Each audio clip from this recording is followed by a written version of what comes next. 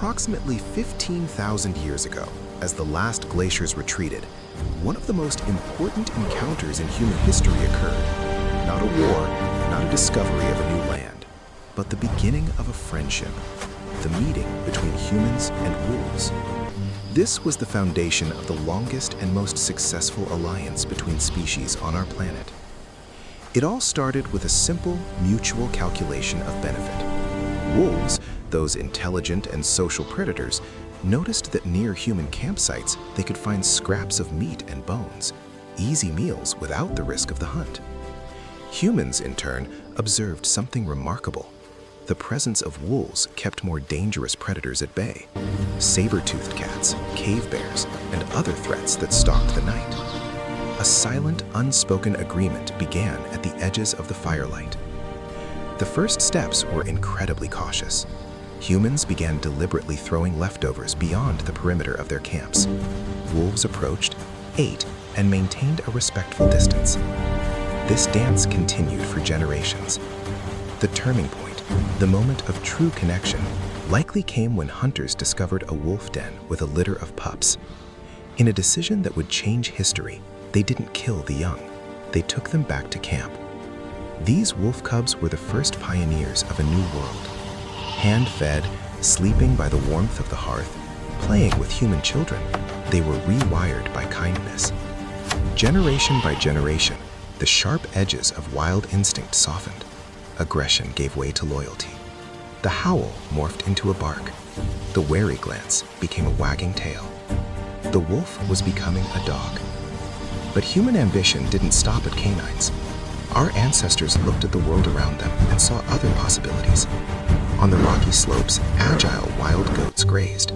Hunters began capturing the young, constructing the first rough enclosures from wood and stone. They selectively bred the calmest, the most manageable. Thus, the first domesticated goats were born, providing not just meat, but milk, wool, and hides. Then came the greatest challenge, the aurochs. These massive, temperamental beasts, the ancestors of all modern cattle, were symbols of raw, untamed power. Domesticating them was an act of breathtaking courage and patience. Those who succeeded gained an unimaginable asset, a renewable source of meat, leather, and bone, and for the first time, immense draft power. The auroch, tamed, could plow a plow, turning soil that was once unworkable. This was the engine of the agricultural revolution. This process, Domesticated goats show color variation, while wild goats have uniform coloration, a genetic effect of domestication. Us. New social roles emerged: the shepherd, the herdsman, the cattle breeder. Livestock became the domesticated animal skull shows a shortened snout compared to its wild counterpart, highlighting key anatomical changes from domestication. It became a cause for trade, for alliance, and tragically, for war. Conflicts over pastures and water rights entered the human story. Animals were woven into the spiritual fabric of society, central to rituals, sacrifices, and creation myths. Yet this profound alliance had its costs. Living in close quarters with animals introduced new pathogens to humans, the first zoonotic diseases. The landscape itself was transformed under the hooves of grazing herds, forests receding to make way for grassland. The animals themselves were genetically altered: smaller brains, different skull shapes, varied coats, and the retention of juvenile, docile features into adulthood, a biological phenomenon known as neoteny.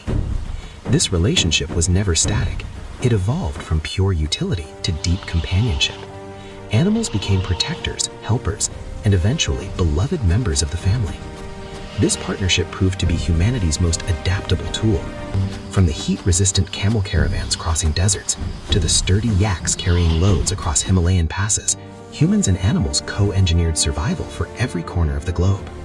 The legacy is etched into our very beings. Many adult humans evolved the ability to digest milk, a direct genetic adaptation to dairying. Our social structures, economies, diseases, and diets are forever shaped by that fateful decision to live with animals, not just hunt them. We didn't just domesticate them. In a very real sense, we domesticated ourselves alongside them. The bond forged in those ancient camps is the unseen bedrock upon which our civilizations were built. The domesticated animal skull shows a shortened snout compared to its wild counterpart, highlighting key anatomical changes from domestication.